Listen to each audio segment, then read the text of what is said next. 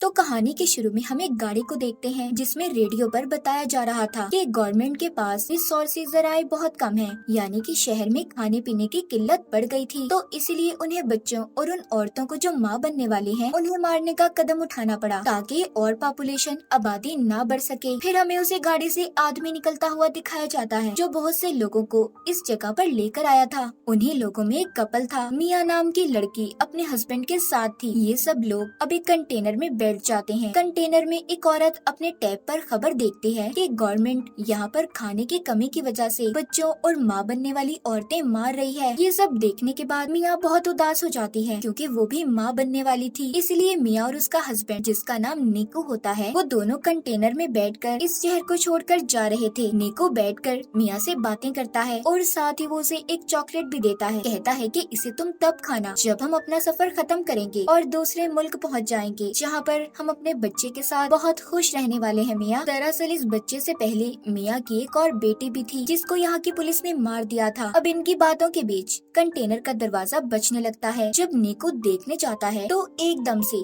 दरवाजा खुल गया था। अंदर और भी बहुत से लोग आते हैं। इस कंटेनर में बहुत सारे लोग जमा हो गए थे, इसीलिए बाहर खड़ा आदमी जिसके हाथ में गन थी वो कहता है कि आधे लोग बाहर आ जाओ, हमारा दूसरा कंटेनर आ रहा है, बाकी उसमें जाएंगे। तभी निको को भी उन लोगों के बीच में गन दिखाकर निकाल लिया जाता है। मिया कंटेनर के सुराग से देखती है निको को 107 नंबर के कंटेनर में भेजा जा रहा था। निको मिया से फोन पर बात करता है। वो उससे कहता है फिक्र नहीं करो, हम दोनों एक ही जगह पर जा रहे हैं, हम इकट्ठे हो जाएंगे, बस तुम इस सफर के दौरान अपना और मेरे बच्चे का ख्याल रखना और इर्द गिर्द किसी भी इंसान पर भरोसा मत करना। मिया का कंटेनर चलने लगता है। रास्ते में वो देखती है गवर्नमेंट की पुलिस बाहर औरतों को जमा करके, जो खास तौर पर माँ बनने वाली है, उन्हें मार रही होती है। कुछ देर के बाद कंटेनर रुक जाता है। मिया सुराग से देखती है कुछ ऑफिसर्स ने कंटेनर को तलाशी के लिए रोक लिया था। अब कंटेनर को खोलकर जब चेक किया जाता है तो वो उन्हें पूरा खाली मिलता है। दरअसल इस कंटेनर के अंदर छुपने की खुफिया जगह थी। सभी लोग उधर छुप गए थे। ऑफिसर जब गोली चलाता है तो उसे भी पता चल गया था कि अंदर खाली बहुत सी जगह है। अब पुलिस ऑफिसर सबसे कहता है देखो खुद ही सब लोग बाहर आ जाओ वरना तुम्हें ऐसे ही मार दिया जाएगा। ये सुनकर मिया उस कंटेनर के अंदर रखे डब्बों के ऊपर चढ़ गई थी। तभी वहाँ पर एक लड़की भी जान बचाने की खातिर दरवाजा खोल देती है। जैसे ही वो बाहर आती है ऑफिसर ने उसके सर पर गोली चला दी थी और फिर एक एक करके सबको मार दिया जाता है। सबको खत्म करने के बाद ऑफिसर ये हुक्म देता है कि यहाँ से लाशों को ठिकाने पर लगाकर कंटेनर को साफ करके शिप में भेज दिया जाए। ऑफिसर के आदमी ऐसा ही करते हैं। मिया जो कि ऊपर की तरफ जाकर छुप गई थी, अब वो नीचे आती है और निको को फोन लगाकर बात करने की कोशिश करती है, मगर निको का फोन बंद आ रहा था। इससे मिया बहुत ज्यादा परेशान हो गई थी। फिर वो वहाँ पर उन्हीं मरे हुए लोगों के सामान को देखने लगती है जो कंटेनर में थे। उसे एक बैग से ड्रिल मशीन, चाकू, लाइट मिलती है और भी बहुत सी चीजें थी। मिया का कंटेनर शिप में रखवा दिया जाता है। रात भी हो गई थी। तभी समंदर में तूफान आ गया था। उस तूफान की वजह से मिया का कंटेनर जोर जोर से हिलने लगता है। वो मदद के लिए बहुत चिल्लाती है, मगर यहाँ पर कोई भी उसकी आवाज सुनने वाला नहीं था। कंटेनर अब और भी ज्यादा जोर जोर से हिलने लगा था, जिस वजह से मिया का सर एक बॉक्स पर लगता है। वो बेहोश हो गई थी। अब जब सुबह होती है और मिया को होश आता है तो देखती है कि उसका कंटेनर बाकी कंटेनर्स की तरह समंदर में डूब रहा है। वो निको को कॉल करने की भी कोशिश करती है, मगर उसका फोन भी टूट चुका था। पास ही से उसे बहुत सी आवाजें आ रही थी जो कंटेनर में बंद लोगों की आवाजें थी। सब मदद के लिए चिल्ला रहे थे। वो अपने कंटेनर के सुराग से देखती है कि 107 नंबर वाला कंटेनर पानी में डूब गया है, जिसमें निको था। अपने हस्बैंड की ऐसे मौत देखकर तो वो बहुत ज्यादा टूट चुकी थी। सोचती है कि अगर निको ही नहीं रहा तो मैं जिंदा रहकर क्या करूंगी। इसीलिए अब वो खुद को भी मारने की कोशिश करती है कि तभी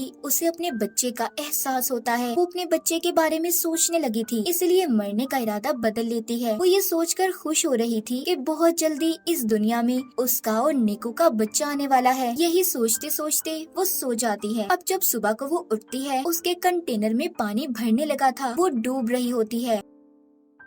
पानी से निकलने की कोशिश करती है मगर नहीं निकल पाती। तभी उसकी आँख खुल गई थी। इसका मतलब ये सिर्फ उसका एक सपना था। अब वो कंटेनर में रखे बॉक्सेस को देखती है जिसमें से उसे बहुत सारे प्लास्टिक के डब्बे मिले थे। वो उन प्लास्टिक का इस्तेमाल करके सबसे पहले कंटेनर के सुराखों को बंद करती है जिसमें से पानी आ रहा था। साथ ही वहाँ से मिले और भी सामान को इस्तेमाल करती है। उसने कंटेनर को अपने रहने के लायक बना लिया था। अगले दिन मिया का फोन बजता है जो कि निको का था। वो उसे बताता है कि मुझे 107 नंबर वाले डब्बे से निकाल लिया गया था। तुम फिक्र नहीं करो मिया, मैं जिंदा हूँ। मिया उसे अपने बारे में बताती है। कहती है निको, मैं कंटेनर में फंसी हुई हूँ जो समंदर के बीचों बीच है। वो फोन पर कहता है फिक्र नहीं करो, मैं तुम्हें ढूंढ लूंगा, बस तुम अपना और बच्चे का ख्याल रखना। हम क्योंकि पहले ही गवर्नमेंट की वजह से अपनी बेटी को खो चुके हैं। मिया निको से बात कर थोड़ा सुकून में आ गई थी कि वो जिंदा है। अब वो कंटेनर में लोगों का बचा हुआ खाना तलाश करती है और उसे बहुत ही संभाल कर इस्तेमाल कर रही थी। एक रात फिर से समंदर में तूफान आ जाता है। मिया बहुत ज्यादा घबरा गई थी। तभी उसे दर्द महसूस होता है और उसका बच्चा कंटेनर में ही पानी के अंदर पैदा हो गया था। उसने इस तकलीफ को बिल्कुल अकेले बर्दाश्त किया। मिया की हाँ बेटी हुई थी जिसे देखकर वो बहुत खुश होती है। उसने उसे अपने गले लगा लिया था। वो अपने बेटे का बहुत ख्याल रखती है। आहिस्ता आहिस्ता मिया भी ठीक हो गई थी मगर अब उसके पास पड़ा खाना भी खत्म होने लगा था। वो सोचती है कि आखिर कब तक वो ऐसे ही इस कंटेनर में बंद रहेगी। तभी उसे अपने सामने पड़ी ड्रिल मशीन नजर आती है। ये उस मशीन को लेकर कंटेनर के ऊपर रास्ता बनाने की कोशिश करती है। तभी इसकी बेटी भी रोने लगी थी। ये नीचे आती है और अपनी बेटी को संभालती है। अगले दिन फिर से ये रास्ता बनाने का काम करती है मगर अब ड्रिल मशीन भी बंद हो गई थी। मिया ने गुस्से में उस मशीन को फेंक दिया था। तब इसे चाकू नजर आता है। ये अब उस चाकू का इस्तेमाल करती है मगर चाकू भी टूट गया था। मिया देखते हैं कि उसके पास अपना पीने के लिए पानी बचा था और न खाने के लिए खाना। उसकी हालत बहुत ज्यादा खराब थी। वो बेहोश हो जाती है। उसे अपनी बेहोशी की हालत में अपनी बेटी नजर आती है जिसको गवर्नमेंट ने मार दिया था। उसे अपने पास निको भी महसूस होता है जो उससे बस यही कह रहा था, मिया इसमें तुम्हारी कोई गलती नहीं, तुमने हर कोशिश की। कि तभी मिया के मुंह पर बारिश का पानी गिरता है। उसे होश आ गया था। वो अब एक कपड़े को फंसाकर कंटेनर के उस हिस्से को खींचती है जिसमें उसने सुराख किए थे। मिया की मेहनत रंग ले आई थी। रास्ता खुल जाता है। वो पहले तो डब्बों में पीने के पानी को जमा करती है। फिर जब वो बाहर आती है तो देखती है उसका कंटेनर समंदर के बीचों बीच था जहाँ पर दूर दूर तक उसे कोई भी नजर नहीं आता। वो अब अपनी बेटी को लाकर आसमान और समंदर दिखाती है। कहती है हम यहाँ से जरूर निकलेंगे। तभी उसे समंदर में मछलियाँ नजर आती हैं। मिया को ये देखकर एक आइडिया आता है। वो मछलियाँ पकड़ने वाला एक कांटा बनाती है जिससे वो मछलियाँ पकड़ने की कोशिश कर रही थी मगर उससे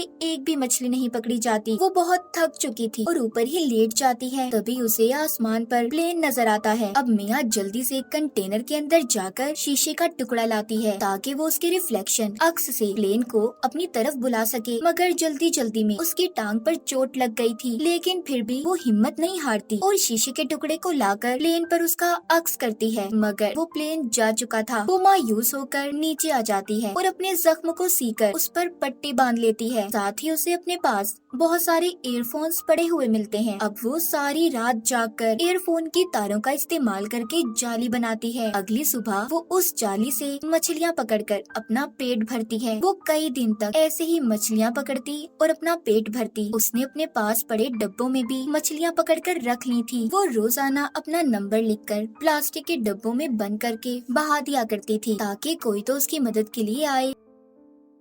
एक रात उसे निको का फोन आता है जो कहता है मिया मुझे माफ कर दो, मैं तुम्हें बचाने नहीं आ सका। हमारे कंटेनर को पुलिस ने पकड़ लिया है, मुझे गोली लगी है। मिया कहती है निको हमारी बेटी हुई है जो बिल्कुल तुम्हारी जैसी है। वो उसे अपनी बेटी की आवाज भी सुनवाती है कि तभी उसका फोन बंद हो गया था। मिया बहुत रोती है और कंटेनर के ऊपर ही सो गई थी। ऐसे ही उसे कंटेनर में रहते 32 दिन गुजर जाते हैं। कंटेनर में जितना भी सामान था सब मिया ने इस्तेमाल कर लिया था जो जो उसके काम आ सकता था। अब वो कंटेनर के ऊपर डब्बों का इस्तेमाल करके एक छोटी सी कश्ती बनाती है जिसमें उसने अपनी बेटी को लिटा दिया था और मछलियाँ जमा करती है कि तभी उसे एक परिंदा नजर आता है जिसे देखकर वो सोचती है कि आसपास जरूर कहीं खुशकी होगी। थोड़ी देर में रात भी हो जाती है। मिया के कंटेनर में पानी भरने लगा था। उसकी बेटी की तस्वीर कंटेनर में गिर गई थी। मिया जब उसे लेने जाती है तो उसका पाँव रस्सी में फंस गया था। तभी ऊपर से उसकी बेटी की छोटी कश्ती पानी में बह गई थी। मिया किसी तरह अपने पाँव को जैसे तैसे छुड़वाकर बाहर आती है, मगर अब उसे